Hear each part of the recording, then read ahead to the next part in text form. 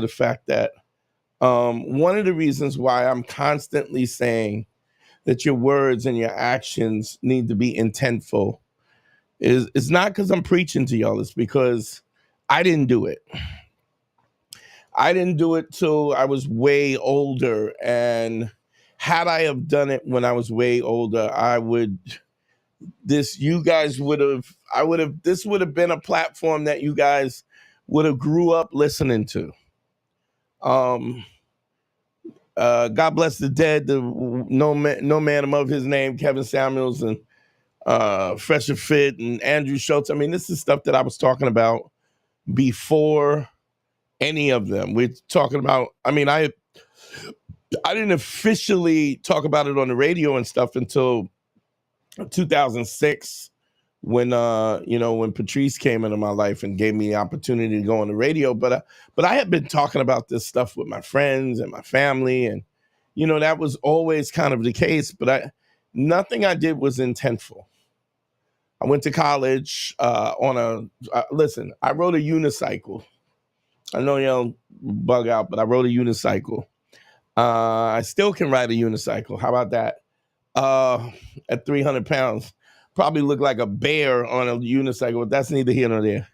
But riding a unicycle was something. There was a unicycle in the house, in my father's house in the basement. Somebody had left it, and I took it out and I learned it.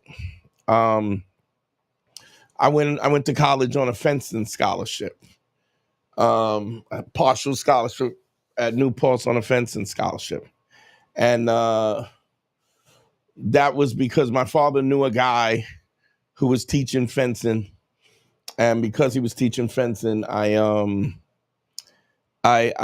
father was like, "You want to take it?" I was like, "Sure." Me and my dad, we didn't spend a lot of time together. My dad taught boxing. I didn't want to box, so I took martial arts. I eventually took boxing, but it wasn't something that I wanted to do. It was something that just came along. I went to school. I took a job as a foster care parent in Poughkeepsie, New York.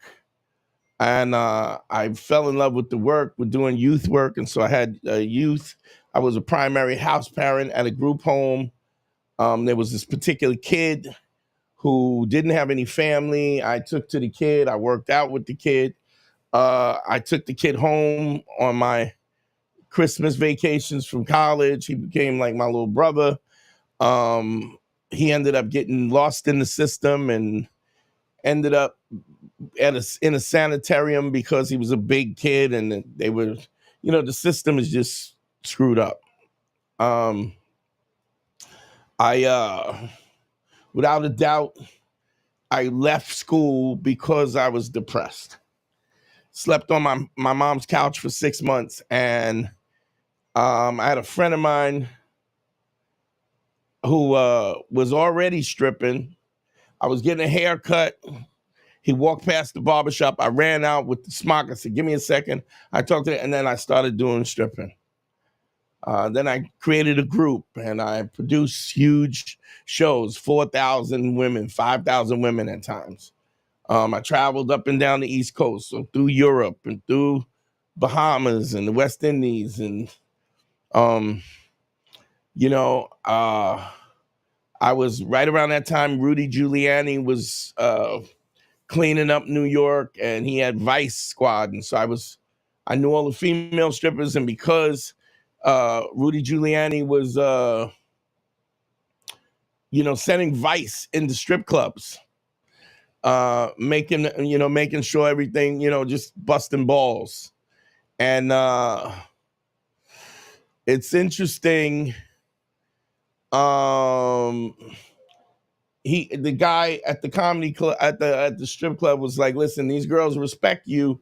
Why don't you come and make sure that they don't have sex in my club and don't get me closed down?" So I managed the club, which ultimately ended up me managing them. I took a job with the phone company. I always wanted to do stand-up comedy, and that was stand-up comedy. And stand-up comedy, I didn't start doing comedy until I was in my 40s. I stayed with the girl that I was with. We ended up getting married. We got divorced because of doing comedy. But comedy was really the only thing that I ever made a choice to do. Like, I was like, I'm going to do this. That and this podcast. So in my life, I have a series of things where I was traveling and moving through life, right, in a way that didn't have any direction. And because I didn't have any direction, I'm not saying I'm unhappy with my life. You know, my son wasn't planned. It popped up. She popped up pregnant, and I didn't have any kids. And I was like, fine. Not even that was something that was planned.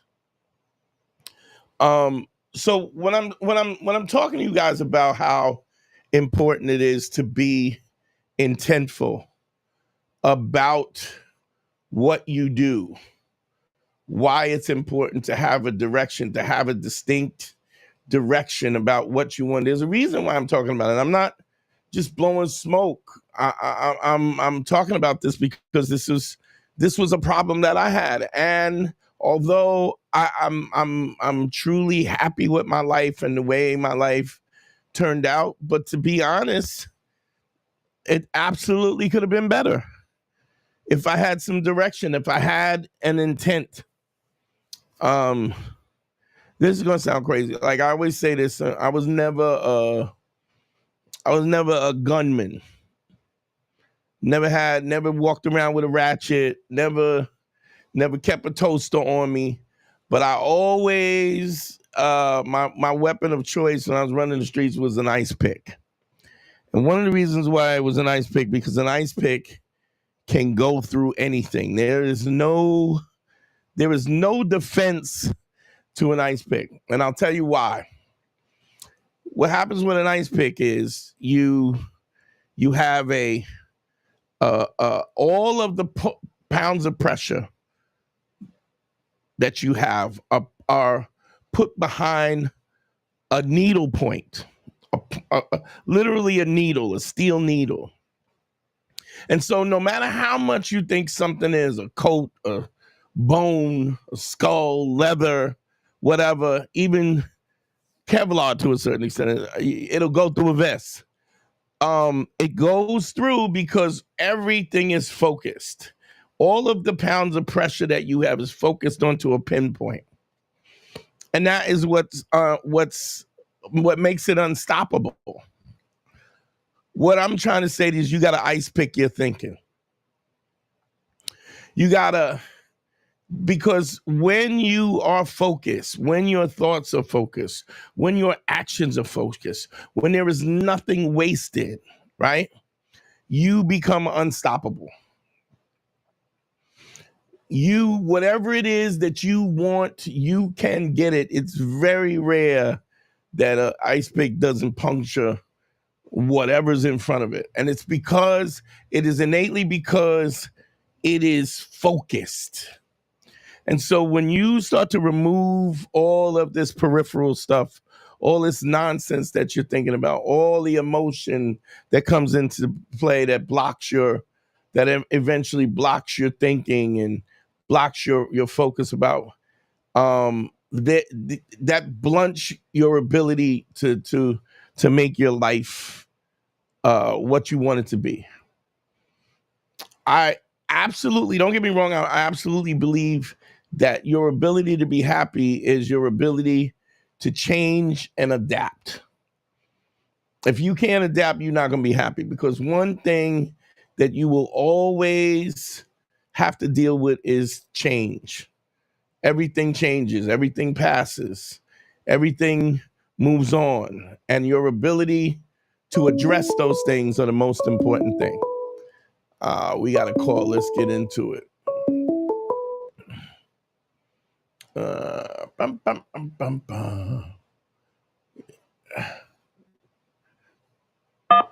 Yo, what's your name? Where you calling from?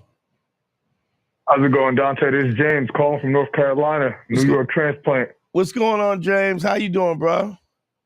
Good. Just getting through the week, you know. So I'm actually calling because I wanted to, so first off, it was very good hearing your life story, and then more importantly, the lessons that you're taking away from it. That was really, really good to hear. Yeah. But I'm calling about confidence. And specifically, I'm calling about confidence because I've been through this. A number of my friends, I've seen them go through this, whereby when things are going good in life, they got confidence. And when certain things fall out, when they start, whether if they lose a job and you know, they can't find one for 6 months, a year sometimes, when they lose a job, they lose that confidence. Right. What say you about having confidence with women and how to go about maintaining your confidence, even when, say, something as important as money is not on the table at the moment? Let me hold on, Ron. That was the wrong sound effect. I wanted to give you that because it's such a good question. And one of the reasons why I lit off today, we're talking about my life, and I'm probably going to go a little deeper into it, you know, throughout the show or whatever. But let's talk about Diddy, right? Did Diddy ever not have money? Nah, he's been having bread since the 90s. He was like, goddamn, what, 20, 19 or something like that? Yeah. Right. Did he ever not have the cars? Did he ever not have the clothes? Did he ever not have, you know what I mean? Like, and let's be honest, the debauchery that was going on, right? Like when you talk about him and, you know, they talk about Cassie and how he didn't like anybody that talked to Cassie, the goons would show up at the recording studio if she was trying to do a song or whatever. I remember Chief Keef was saying that, you know, the goons like, you know, threatened to hang him out the window and all kinds of stuff. So here's a situation. Here's a situation where this guy had everything that in your mind thinks, in your mind and your friends' mind, and most guys think, these are the things that give me the confidence, right? When my job is going, when I got my car, when I got, right? But the reality is, when it came down to it, I mean, Diddy didn't stalk women. He paid people to stalk them. He had goons to stalk them. So he was afraid that anytime that his chick turned the corner, she was going to find something better, right? That at any given time, she could find something better. She could not validate him, not think that he was what, that he wasn't what she really wanted. So what can we discern from that? You know, when we think about that, what can we discern from it? This is a guy who never had any confidence about anything. It was all fake confidence, right? Wow. It was all, why would you need to, look, if I'm making money like that and I got a chick with me and she's staying in my $1 million house and all of that, Doug, go where you want to go. That's a fact. Like what makes you at that level saying, oh, I need people to follow her, or I need people to control them, and like, what? Because you're a punk. You understand? Wow. You're a punk. That's why. You don't think all the money, all the jets, all the money, all the jewelry, all the TV, this, the label, you still worried when it comes down to it. You're worried about somebody else beating your time. That I mean, understand that that's the nature. That's why this is what it is. Why did Harvey Weinstein do what he did? He did what he did because he believed that he was worthless. So he said, I'm going to become rich and powerful, create opportunities, and I'm going to make sure that I bend people's will. Women that find me hideous, I'm going to force them to lie to me about what I like or what I don't like. This is why it brings me to two ideas. On the one hand, it brings me to a Hope quote. Man, you was who you was before you got here. It brings me to that. And then it brings me to the second thing, which is what you're touching on, which is it's about belief. If you believe that you are little, if you believe you're small, if you believe you're worthless, then that's the energy you're going to give off. Okay, so here's my question. Here's my question to you. You call me up and ask me about the confidence. So Yeah. when a guy loses his job or when he don't have the car or whatever, right? The reason why you lose your confidence is because your value to you, what makes you worthy is your possessions, not who you are. So now this is interesting, and this might be a bit of a rabbit hole, and stop me if it is. But I tried to break that down because when I was do me a favor, back off the phone a little bit because you sound a little muffled. My fault. Can you hear me? Yeah. All right. So when I was in one of those holes of not feeling worthy, I found myself essentially trying to break down, well, what does make confidence? And it's weird because one of the things that I realized was, let's say if it's not bread, then it's got to be something else. And the thing that I landed on was a support system. And obviously, this is what families are for. What do you mean? What do you mean support system? Support system whereby, okay, you may not be feeling great because you don't have bread, but you might be feeling good because you got family. People who care let me about ask you this. Just for you. Are there dudes in your? Do you have family members that are losers?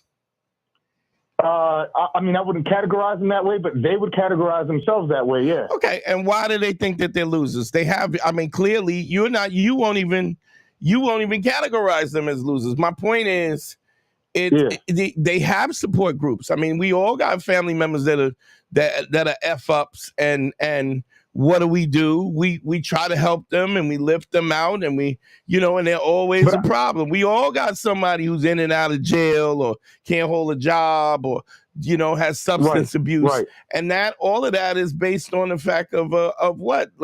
Again, low self-esteem, right? But now it begs the question: how do you build self-esteem? I mean, I'm gonna get to that. I'm gonna get to that. Okay. Here's the point. I just want you to point it. It has nothing to do with your group, with your support group. I mean, yeah, your support group, that's fine, right? Even when we talk about here's a situation. Mayweather was always one of my favorite fighters, right? And one of the things about Mayweather was always funny. Mayweather would party, be at the clubs, everything, but at a certain time, he would get up and he would leave, right? And he would tell his crew, look, y'all could stay if you want, but 5 o'clock in the morning, y'all better be on that trail. We got running to do. And so his discipline, his readiness, every time he had a fight, never lost, but let's be honest, never was out of shape. Never didn't do what he needed to do to win the fights, right? And so there's a certain level of confidence that you walk into the ring when you have a good camp, when you've trained enough, when you've worked. No. So but you're getting to something. You're getting to something that I've been trying to, I suppose, zero in on, and I think you just helped me just now, which is the confidence comes from a certainty because you've done something, meaning you've been able to reproduce. Because you put the work in. You put the work in. And so now my question when asking the confidence thing, what I was really trying to get to was, where does confidence come from? Because I've looked at it as I've seen myself and other people get confidence from money. I've seen myself and other people get confidence from their support group. Okay, stop. Because I know where you're going. Yeah. Here's my point. Yeah. That's fine when you have the money, but when you don't have the money, you don't have the confidence, right? Yeah. When you have, what is the one thing? If I let's say I said you did a consultation with me, right? While I'm saying I'm gonna put it up, Dante Nero one-on-one consultations. Click on consult. Say you're doing a consultation and you start, and I'm consulting with you, and you're laying the 5 bricks, right? And let's say you go a week, 2 weeks, and you're doing what I'm telling you to do, and you call back for the follow-up call, right? And I say, did you do what I asked you to do? If you say to me, I did it some of the days, but I didn't do it other days, the discipline wasn't there. How do you feel when I ask you, did you do what I told you to do? Yeah, feel weak, feel small, feel lackluster. Right, because you're full of shit. You feel me? Yeah. Because you're trash dance, and you know it. It's like you ever go to school and not do your homework, and then you hoping they don't ask for the homework, and then she says everybody passed the homework up, and then you didn't do it. How do you feel? You start there sweating. Yeah. So you're looking around. You're unsure. You're sweating because you didn't do what you were supposed to do. So then the question begs, what are the things you need to do? If you're a liar and I catch you in the lie, you get that same feeling. I didn't do my homework. I am misrepresenting myself. I'm afraid to be exposed for what I am. And so what's the first principle? And if you listen to my content, is what? It's authenticity. Which is what? Indeed, yeah. Telling the truth, right? It's crazy. It's crazy to build on that. Like, there are people that are so good at lying. And let's assume someone didn't do the homework and they lying about doing their homework. There's some people that are so good at lying that they lie to themselves, and that leads to a false confidence. Yeah, but no, actually, tested, that's where you're wrong. It doesn't lead to a false confidence, because the bottom line is you didn't do it. See, no matter what happens, eventually you got to hand the homework up. So if you don't have it, right, you're trying to do it. Maybe you're trying to do it in class, whatever it is. But even when you do it in class and you get it, what happens if you finish it before the teacher asks you for it? There's a relief that you finished, but you still know it's trash. If you spent the school year not doing your work, not doing your homework, and then it's parent teachers today, how nervous are you about going up to parent teachers? You know you're trash. Here's another thing. What's the second principle? Credibility. Showing up when you say you're supposed to show up. So if you knew you were supposed to go to school, your mama said, make sure you do your homework, make sure you do your term papers, make sure you go to school on time. If you haven't done that on parent teachers conference, if you haven't done it, it's coming out, right? Fact. So where's your confidence?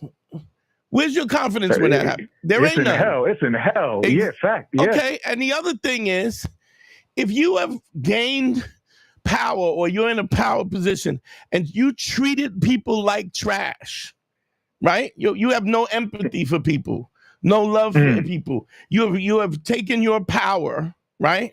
And treated and just abused why do you think everybody's the Kobayashi from Sony Music in Japan has resigned? Why do you think that Chris Lighty let the resign? Why do you think that J-Lo and them is out of the country? Why do you think Aston? All of these dudes they got skeletons. Why do you think Ellen was so messed up when they came out that she was an awful human being? That she treated the through line with all of them, Chris Lighty the exception, the through line is lack of authenticity, lack of honesty. It's lack of all of the above. It's you wasn't telling the truth.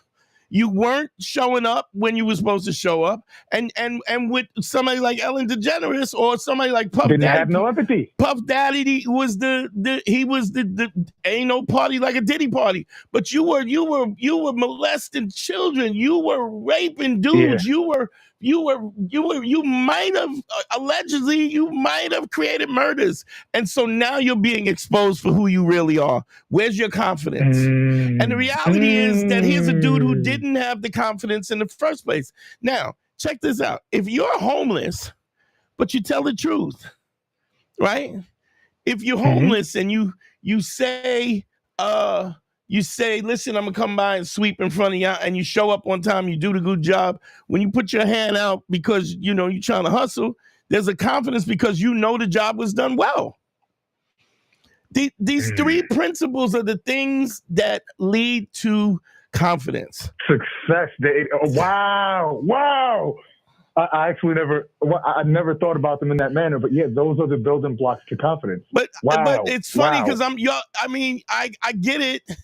It's deeper than that. Nobody's ever asked me this question, but that's why the principles are what they are. My whole life, all of the twists and turns that I've had, I have the teachings. I've been crystallizing this. I've been trying to figure out what is the thing that creates confidence. What is the thing that makes you bulletproof? What is the thing? And when you boil it down, there's only 3 things, because if you're gay and you're not living your truth, right? You don't want to be exposed, so you're a liar, right? Yeah. If you know you didn't do the work and you cheated your way and you don't have the credibility and you don't show up, you got a job interview and you show up late for the job interview. How do you feel? Where's your confidence? Yeah. You feel hollow. Yeah, that's a fact. And when you know that you have been disrespectful and you've treated people like trash because you have no empathy, how do you feel when you are exposed? Ellen DeGeneres, her theme was be kind to each other. Meantime, she was treating people like trash. So when she got exposed, absolute garbage. She got exposed. She gave some crappy apology, some non-apology, which is the same thing that Diddy did, to redeem some favor, because we all look, after we watched him drag Cassie in the hallway, there's nothing he could say. So he was, so he figured, let me back up. It's trash. Yeah. There's no way to cover that up. There's no way to cover up that kind of behavior on everybody you just mentioned. It's Ellen, it's Diddy. J-Lo is. It's all of them. That was murky. That was murky. But a lot of people are coming to light, and it's looking bad. It's looking bad. But the point being, your point is taken. Like, the fundamental building block of confidence is ACE. Yeah. And the reality is, you follow ACE, you're going to see rewards. And there's no way around it. And it's crazy, because I'm of the mind that says, I don't care how difficult something is. Meaning, I'm not a heart surgeon, but I guarantee you give me the material, you give me 5, 6, 7 years, and I just study the material, and I'm just on it, and I'm on it authentically, I'm on it credibly. Guarantee you, I'll become a goddamn heart surgeon. I'm gonna tell you something else. Yeah. Even if you homeless, right? And I ask you, you want to be homeless? If you give me an eye and say no, right? And I say, well, this is what you need to do. You need to do this. You need to do that. Let's be honest.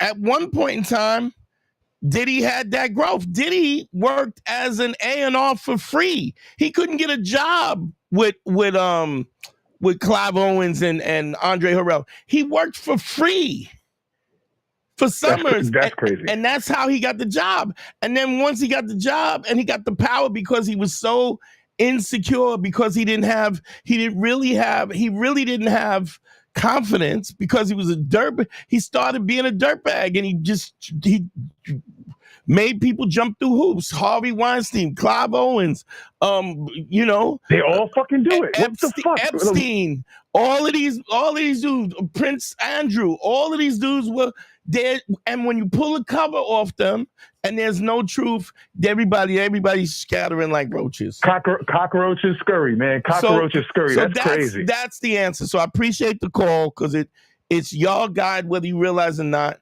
Y'all guide the show by the questions that you think. But there's a reason why ACE is the principles.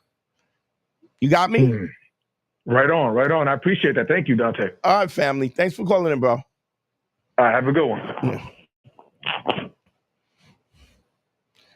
I'm mad at myself sometimes, because I probably should have explained. If I didn't explain that, I probably should have explained that. When you lead off with that, when your first step, when you put your feet on the ground, there's truth, credibility, and honesty. It is a recipe for success. It is a recipe for confidence. It is a recipe for respect as well. Phone lines are open. Where was I? Yeah, so I only thing I ever wanted to be was a stand-up comedian. And to do this podcast was a thought. It was me going, what do I want to do? I'm not rich, but I ain't broke. I could do what I want to do. And if I can't do what I want to do now, I can do what I want to do Give me a week or two to scrape the dough up. I can get it up. I can get it popping. And I'm not worried about what anybody says. Because I will stand 10 toes down. You know, I will always stand 10 toes down. But comedy was one of the things I wanted to do. This podcast was something that I wanted to do. I was good at it. I could decipher it, and I knew that I could help people. Because understand something, I didn't always charge. I mean, this was just people just gravitated to me, and